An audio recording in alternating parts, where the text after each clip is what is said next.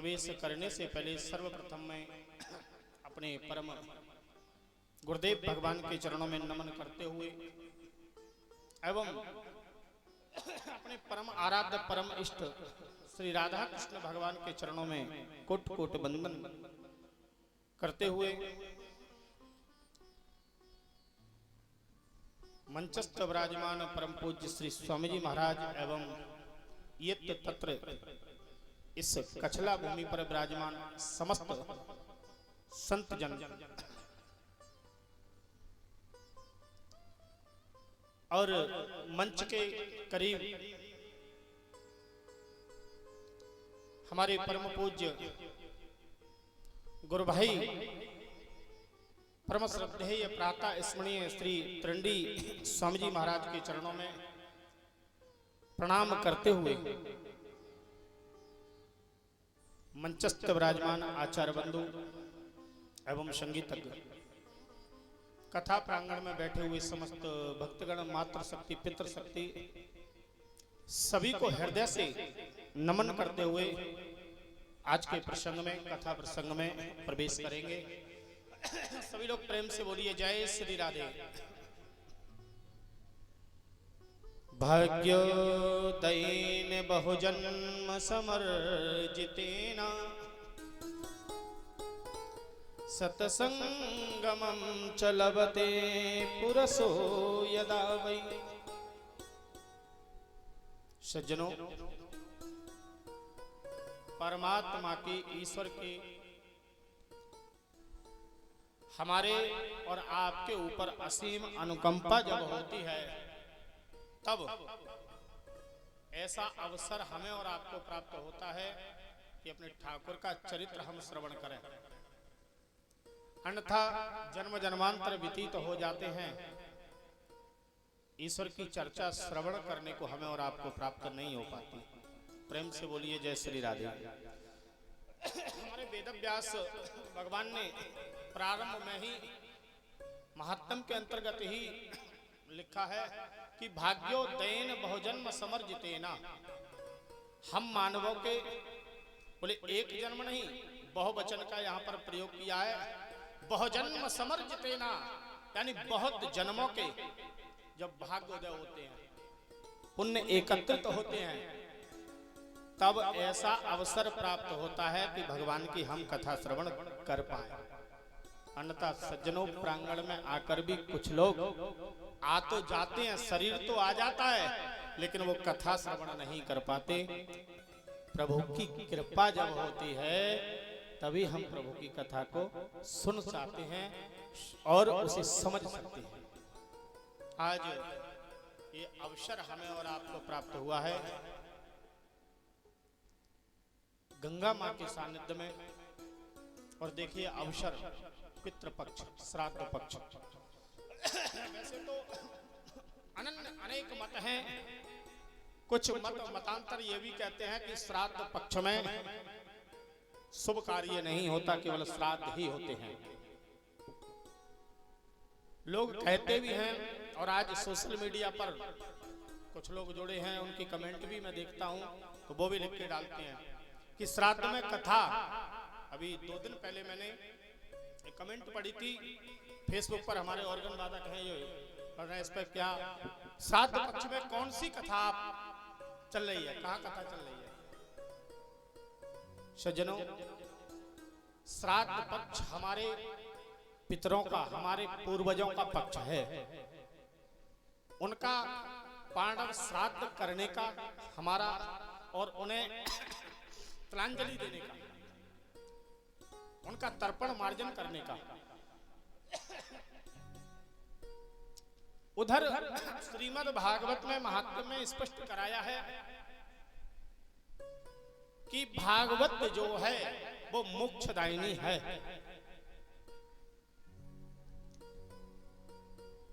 पितृ किसी कारणवश हमारे अगर अनेक योनि में चले जाएं, किसी योनि में आ जाएं या उनका मोक्ष ना हो, और उनके निमित्त अगर हम श्रीमद् भागवत कथा को श्रवण करें तो उन्हें मोक्ष प्रदान होता है। और जब उन्हें मोक्ष प्रदान होता है तो वो हमें आशीर्वाद लेकर जाते हैं। तो श्रीमद् भागवत कथा का महत्व वर्ष भर में 365 दिन है। किसी भी महीने किसी भी पक्ष में ना कम है ना ज्यादा है। और पितृ पक्ष में तो हमें कथा सुननी चाहिए, अपने लिए नहीं, अपने पूर्वजों के लिए। वैसे भी ये शरीर सज्जनों अपना नहीं है, ये जीवन अपना नहीं है। अगर इस शरीर पर, इस जीवन पर, हम इस मानव जीवन पर जाएं तो विचार करो कि ये जीवन हमारा है। हम इसे अपना मानते हैं, लेकिन वास्तविक रूप से इस पर अधिकार हमारा नहीं है। हमारा जन्म हुआ माता पिता के संयोग से, तो माँ के आंचल में ये शरीर पला, अधिकार माँ का है। और जब ये शरीर बड़ा हुआ तो शिक्षा के लिए चला, तो ये शरीर पर अधिकार गुरु का है।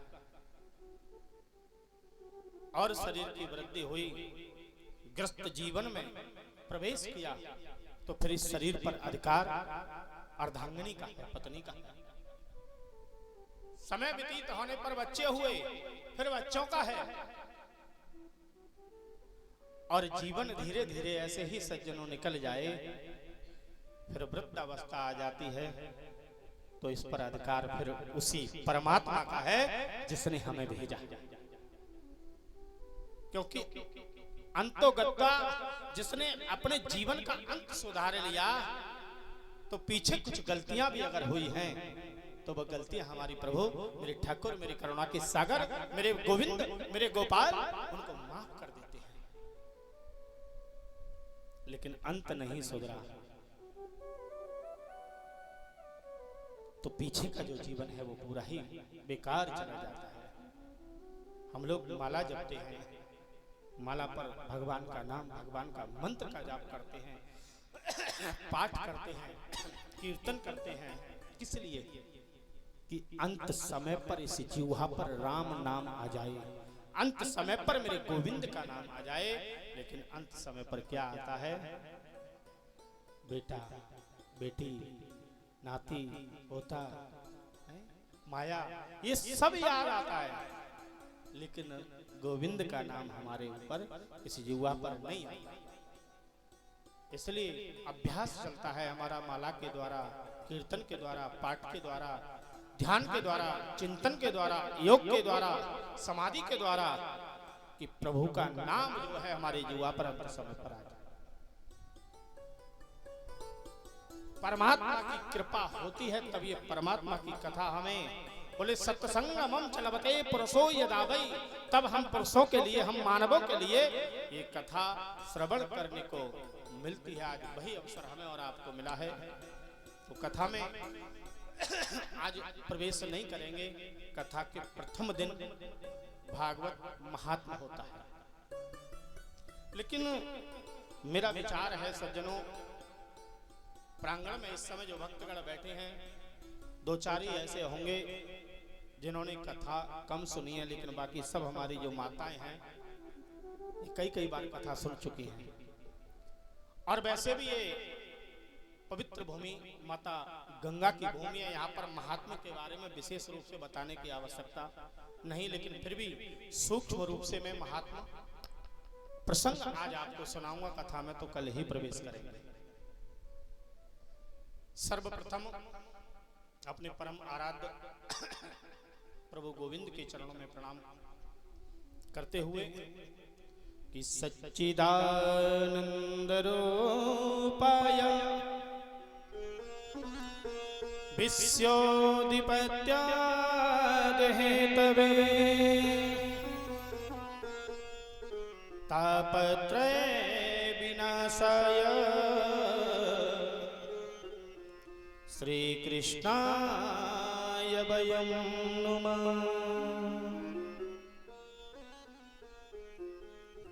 सच्चिदानंद रूपाय।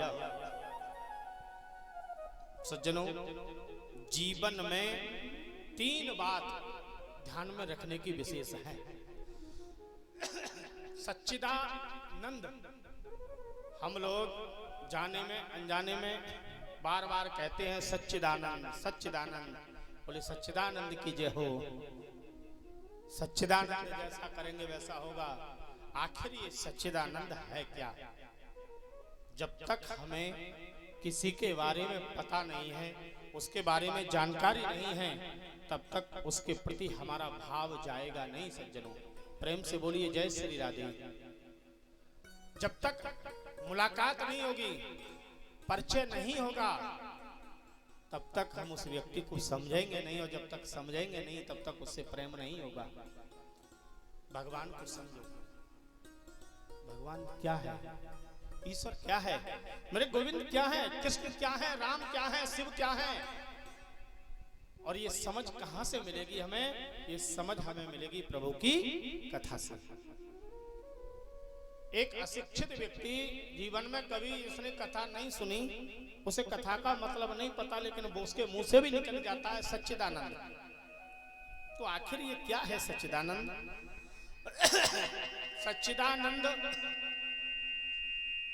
शब्द एक है बोलने में, लेकिन जब संधि विच्छेद हम इसका करेंगे तो सत, चित और आनंद। सत्य, चित, आनंद, तीन शब्द हो गए। अब तीन का अर्थ हमें समझना है। सत्य क्या है, चित क्या है और आनंद क्या है? विचार करो। हम और आप विराजमान हैं आज कथा के लिए, कथा श्रवण के लिए इस धरा पर बैठे हैं। क्या हम आप सत्य हैं? नहीं है सत्य।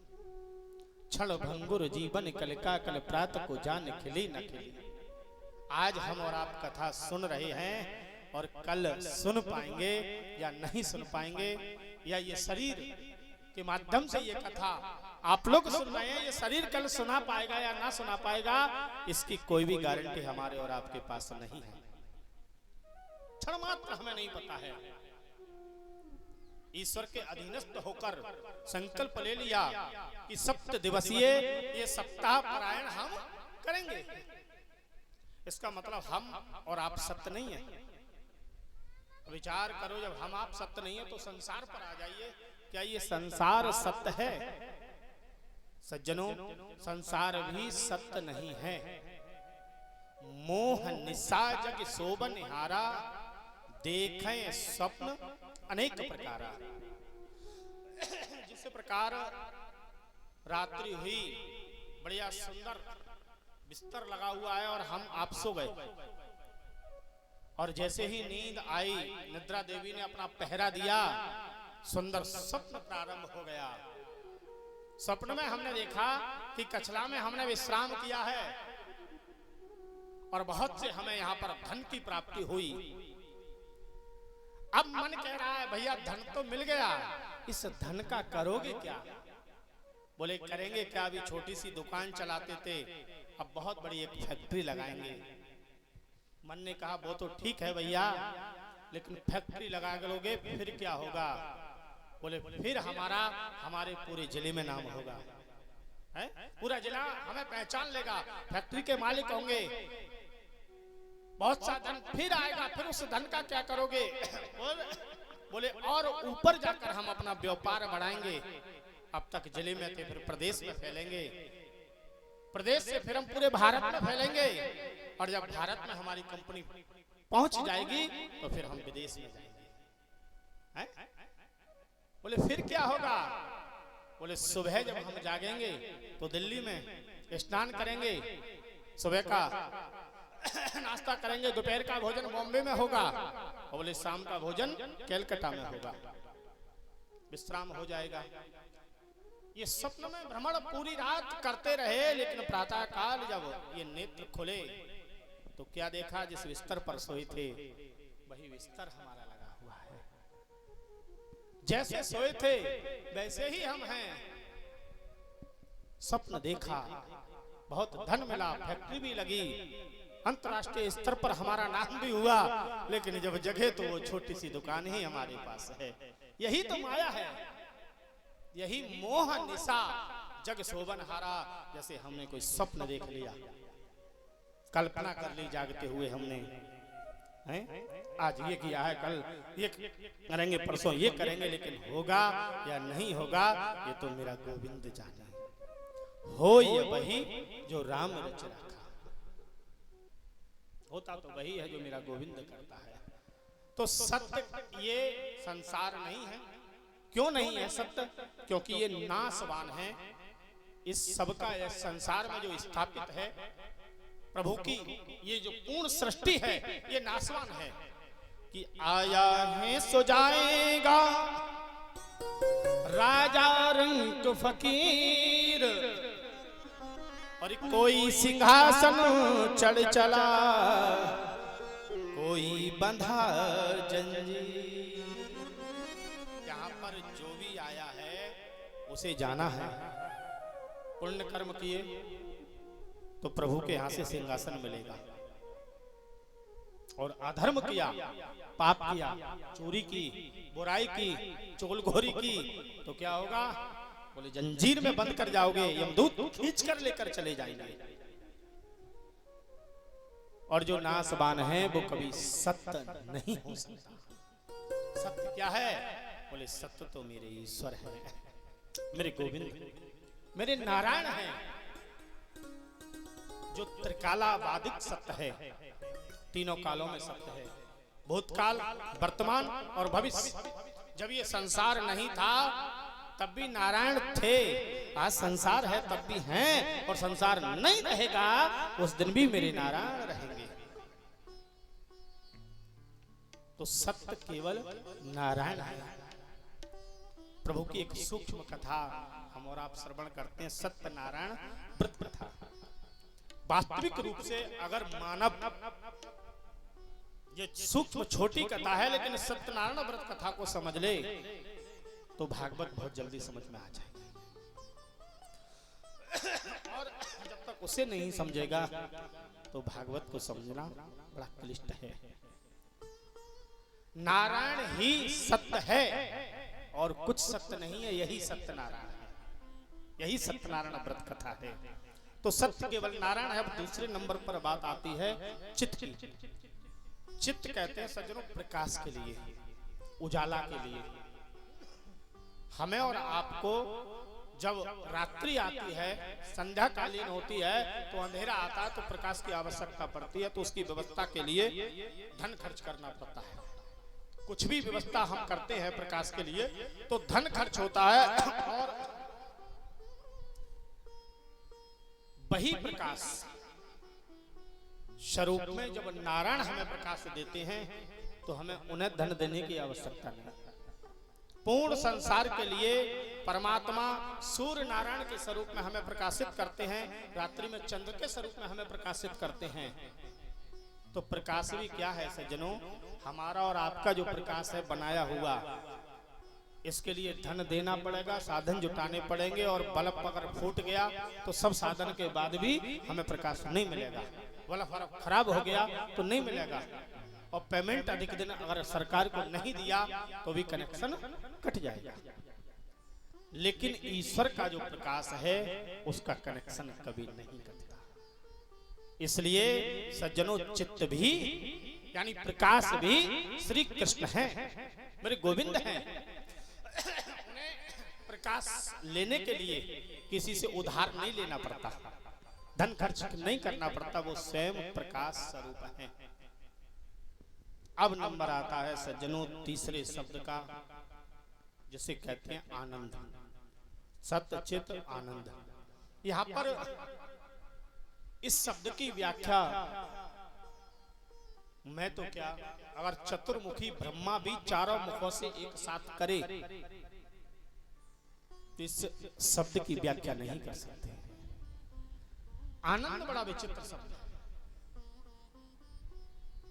प्रत्येक शब्द का विलोम होता है सज्जनों, सुख यानी दुख, दिन रात्रि।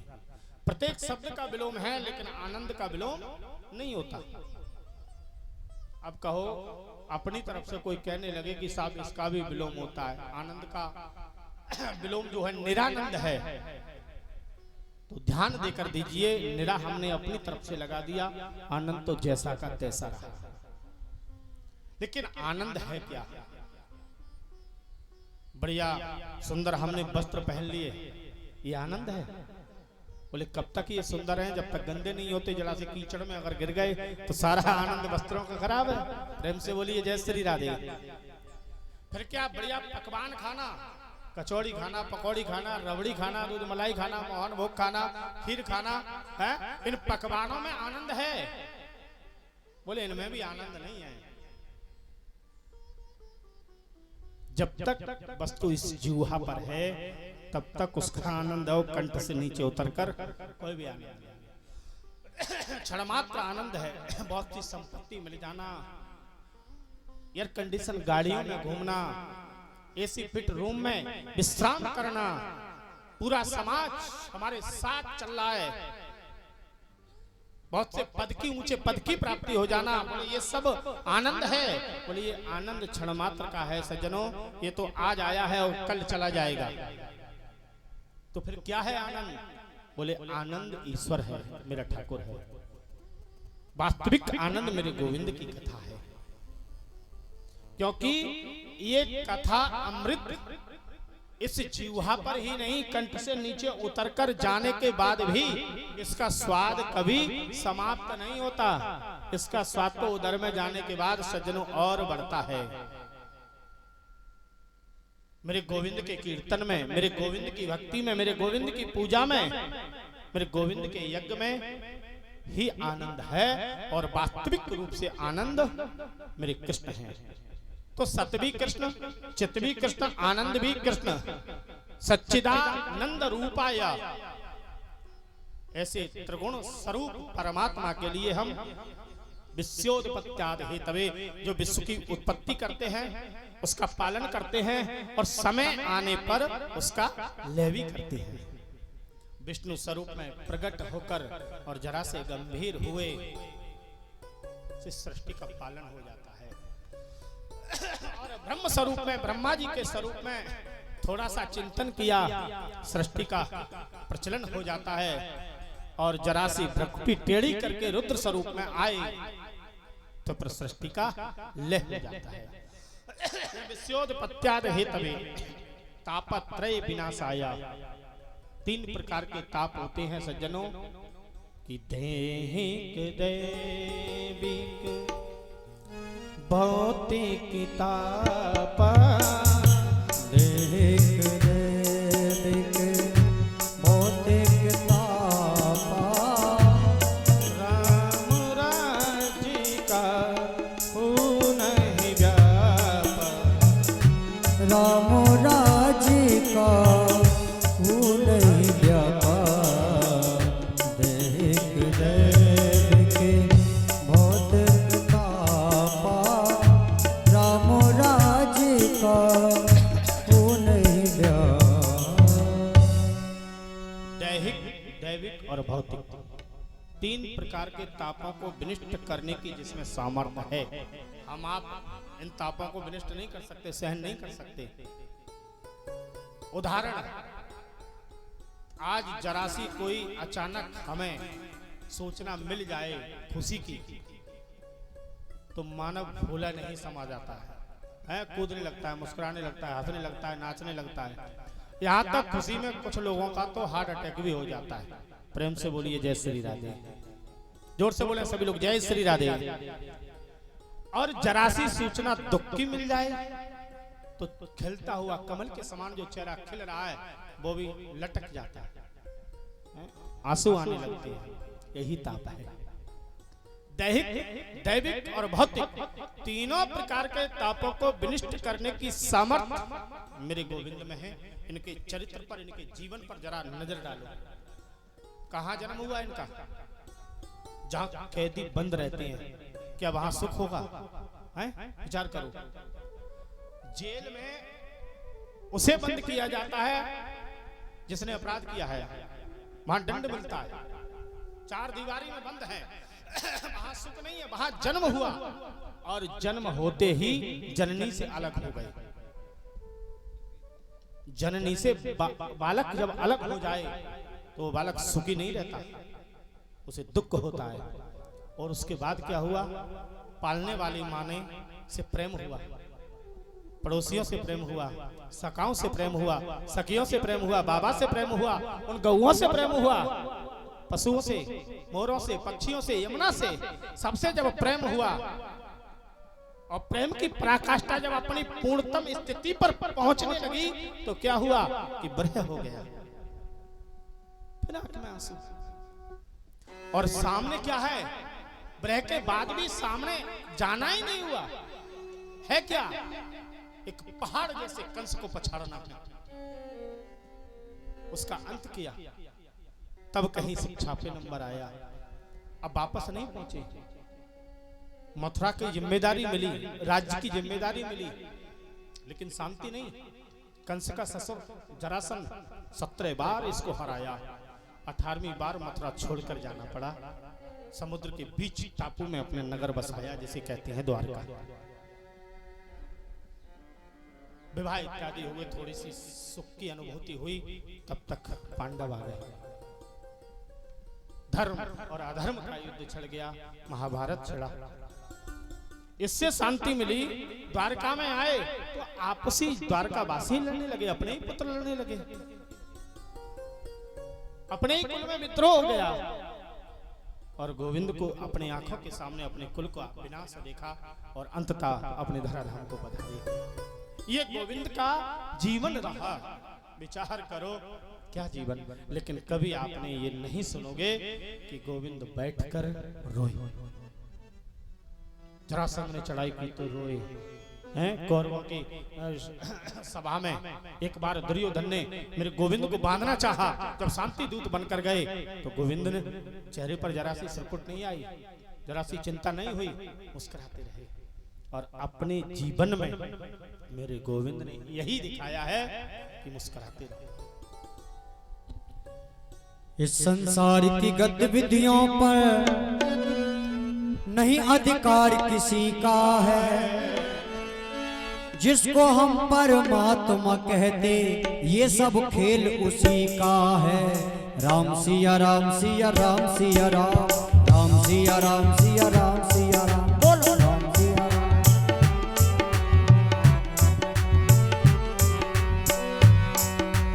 इस संसार की गतिविधियों पर, इस संसार की गतिविधियों पर नहीं अधिकार किसी का है, जिसको हम परमात्मा कहते ये सब खेल उसी का है।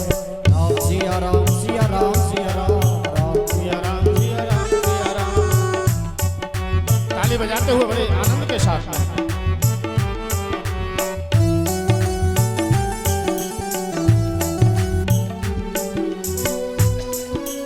क्षण भर को भी नहीं छोड़ता, सदा हमारे साथ में है। काया की श्वासा डोरी का तार उसी के हाथों में है।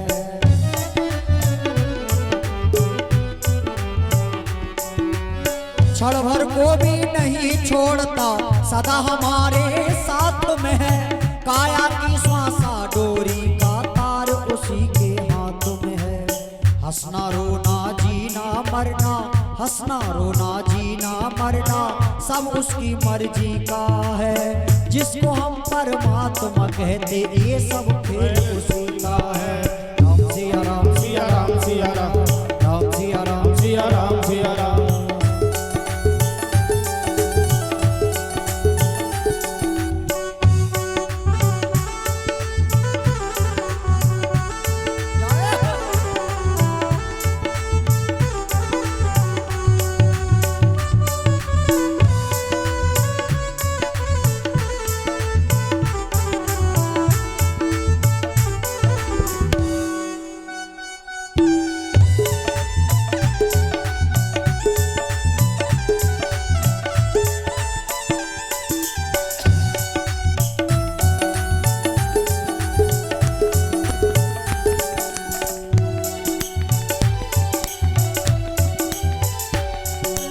निर्धन धनी धनी हो निर्धन, ज्ञानी मूढ़ मूर्ख ज्ञानी।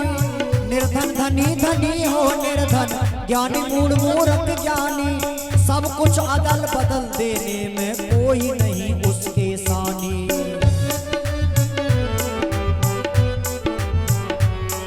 ओ अदल बदल देने में कोई नहीं उसके सानी। समझदार भी समझ सके ना, समझदार भी समझ सके ना, ऐसा अजब तरीका है जिसको हम परमात्मा कहते, ये सब खेल उसी का है। राम सिया राम सिया राम सिया राम, राम सिया राम सिया राम सिया राम।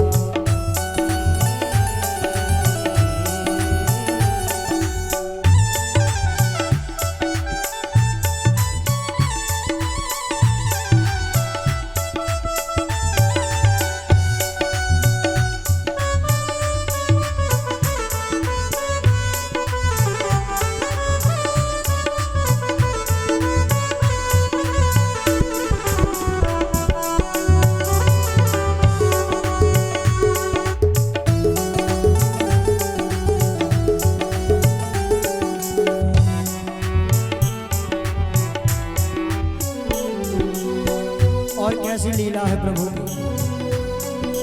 मिट्टी काली पीली हरे बन आसमान का रंग नीला, सूर्य सुनहरा चंद्रमा शीतल, ये सब उसकी ही लीला।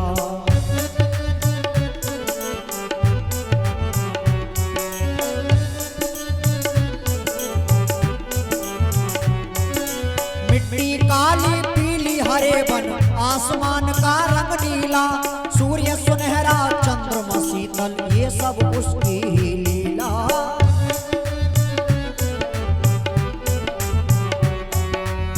सबके भीतर स्वयं छिप गया, सबके भीतर स्वयं छिप गया, सर्जनहार सृष्टि का है जिसको हम परमात्मा कहते, ये सब खेल उसी का है।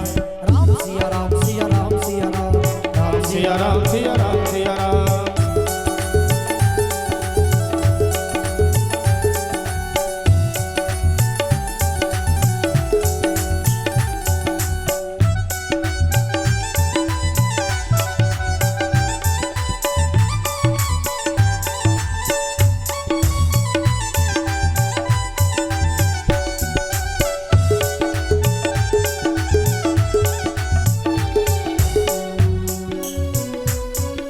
राजेश्वर आनंद अगर सुख चाहो तो मानो शिक्षा, तज अभिमान मिला दो उसकी इच्छा में अपनी इच्छा।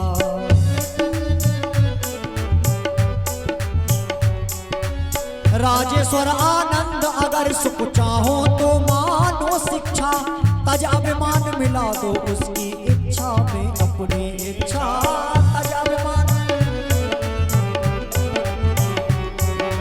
यही भक्त का सार है प्यारे, यही भक्त का सार है, सूत्र यही मुक्ति का है जिसको हम परमात्मा कहते, ये सब खेल उसी का है।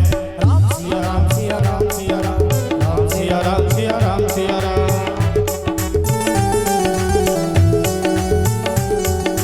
एक बार सभी ताली बजा के बोलेंगे, ऊपर हाथ करके, बिल्कुल सीधे सीधे हाथ उठा लें और ताली बजा के बोलेंगे, राम सिया राम सिया राम सिया राम, राम सिया राम सिया राम सिया राम।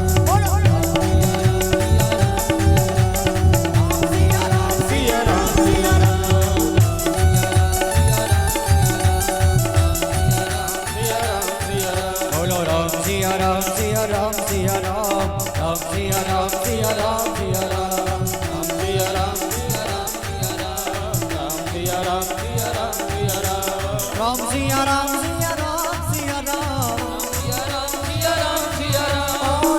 राम सिया राम सिया राम, राम सिया राम सिया राम सिया राम, राम सिया राम सिया राम सिया राम, राम सिया राम सिया राम सिया राम, बोलो राम सिया राम सिया राम सिया राम, राम सिया राम सिया राम सिया राम,